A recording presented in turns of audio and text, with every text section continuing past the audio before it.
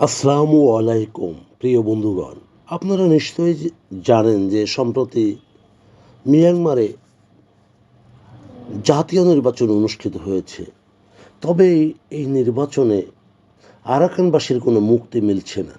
সর্বশেষ সাধারণ নির্বাচনে ব্যাপক অর্থাৎ ভূমিধস বিজয়ে বিজিত হয়েছে সেনা সমর্থিত সরকার। অথচ বৃহৎ জনগোষ্ঠীর অংশগ্রহণ ছাড়াই শতকরা 50 ভাগেরও বেশি ভোটে জয়লাভের খবর বিভিন্ন মিডিয়ায় প্রকাশ পেয়েছে। সম্প্রতি মিয়ানমার ও রাশিয়ার মধ্যে 5 বছরের এক সামরিক চুক্তিতে স্বাক্ষর হয়েছে। আর এই চুক্তি বলে যা সামরিক সরকারের জন্য এক বড় সাফল্য। বিশেষ করে 2021 সালের এক অভ্যুত্থানে মিয়ানমারের সামরিক বাহিনী ক্ষমতায় আসে, শুরু হয় গৃহযুদ্ধ।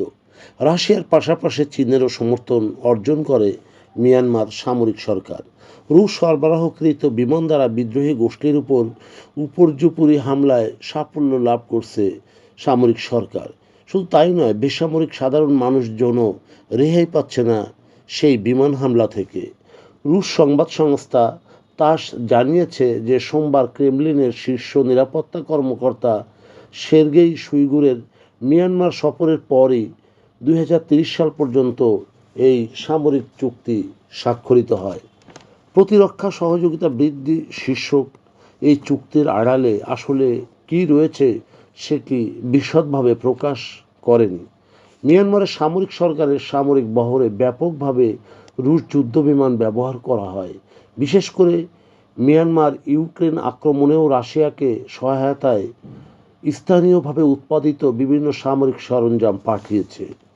পশ্চিমা দেশসমূহ থেকে বিচ্ছিন্ন প্রায় দেশটি প্রায় রুশ ও চীনা সমর্থনেই টিকে আছে। সফররত শইগুই বলেন যে মিয়ানমার ও রাশিয়ার উপর পশ্চিমা চাপ কমবে না।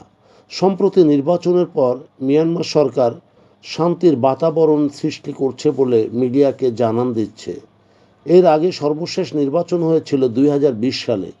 গত সপ্তাহে নির্বাচনের ফলাফল অনুসারে union solidarity and development party, যাকে সবাই সামরিক প্রক্সি পার্টি হিসেবে জানে, তারা ওয়াকওভারে 80%-এরও বেশি ভোট পেয়ে জয় হয়েছে বলে দাবি করে।